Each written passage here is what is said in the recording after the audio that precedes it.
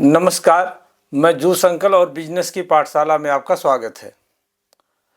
दोस्तों, विवेक बिंद्रा जी एक कहावत कहते हैं कि पहले बंदा खड़ा होता है, धंधा बाद में खड़ा होता है।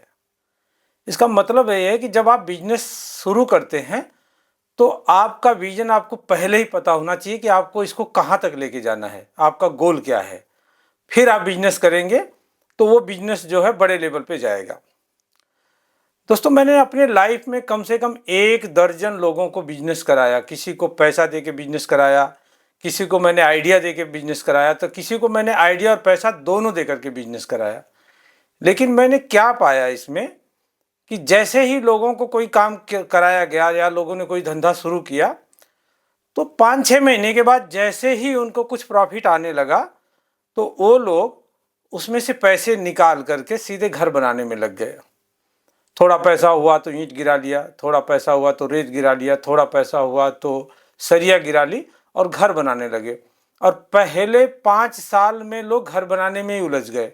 मैं 1-2 ऐसे भी हैं जिनको जानता हूं कि जो पिछले 10 साल से ही घर बना रहे हैं और उनका जो बिजनेस है वो जहां से शुरू हुआ था आज भी वहीं पे टिका है।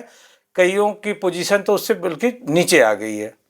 जबकि होना ये चाहिए था कि जब भी आप बिजनेस करते हैं तो पहला जो 5 साल है वो आपके अपने बिजनेस पे लगना चाहिए। आप एक ऐसा गोल बनाइए कि आपको बिजनेस को कहाँ तक लेके जाना चाहिए, वहाँ तक लेकर के जाइए और बिजनेस इतना बड़ा हो जाए आपका कि आपके लिए घर बनाना या गाड़ी खरीदना जैसी चीज़ें छोटी लगने लग जाएं। लेकिन ऐसा होता नहीं है। नॉर्मली जो कम पढ़े लिखे बिजनेसमैन हैं या जिनका कोई विजन नहीं है, बस किसी तरह से दुकानदारी चला लेनी है, ऐसे बिजनेसमैन हैं, उनके साथ यही होता है कि जब वो धंधा शुरू करते हैं तो जैसे ही काम चल जाता है उसमें से पैसे निकाल करके घर चलाने शुरू कर देते हैं, अपनी चीज़ों को पूरी करने शुरू कर देते हैं। जबकि बड़े विजन के साथ जो बिजनेस किया जाता है उसके साथ ऐसा नहीं होता है। मैं इसके साथ आप लोगों को एक एग्जाम्पल दूंगा। निधि और शिखर, ये दोनों फ्रेंड थे, बाद में पति पत्नी बने। ये दोनों बच्चे कुरुक्षेत्र यूनिवर्सिटी से पढ़े थे और दोनों ने दिल्ली एनसीआर वगैरह में जॉब करनी शुरू की, फिर बाद में बंगलोर में जाके जॉब करने लगे। तो शिखर की इच्छा थी कि कोई बिजनेस किया जाए, बिजनेस करके अपने बड़े सपने को पूरा किया जा सकता है, बिजनेस किया जाए। जब उसने निधि से बताया तो निधि ने कहा कि कोई बात नहीं, आप बिजनेस करिए, मैं जॉब करती हूँ, मैं आपका सपोर्ट करूँगी और आप बिजनेस करिए। तो शिखर ने जो है इंडिया में देखा कि समोसे की डिमांड अच्छी है, तो उसने एक ब्रांड शुरू किया जिसका नाम है समोसा किंग। समोसा किंग उसने शुरू किया, निधि उसका सपोर्ट करती थी और धीरे धीरे अपनी मार्केटिंग करता था।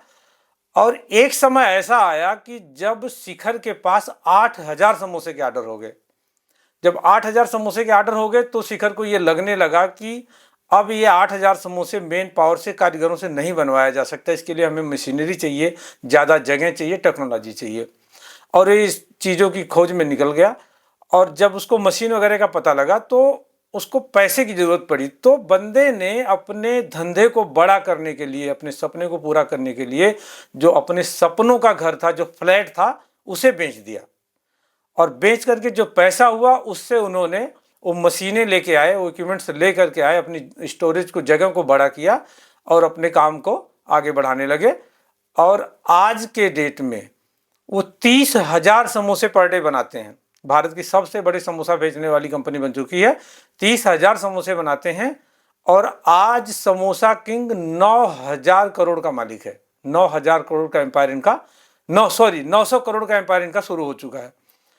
तो मेरा कहने का मतलब यही है कि देखिए, एक तरफ क्या होता है कि आप काम शुरू कर रहे हो और काम से पैसे निकाल के घर बना रहे हो, लेकिन जो बड़े विजन के साथ काम लोग शुरू करते हैं उन्होंने अपना घर बेच करके सबसे पहले अपने धंधे को बड़ा किया और अपने 5 साल में इतना बड़ा एम्पायर खड़ा कर लिया कि आज उनके लिए किसी भी शहर में कोई घर खरीदना या गाड़ी खरीदना बड़ी चीज़ नहीं रह गई है।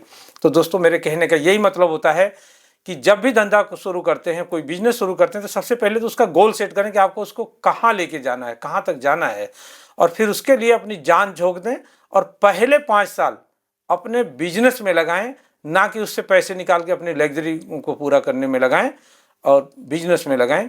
और मैं इसी के साथ कहूँगा कि जब बदलेंगे आप तो बदलेगा भारत।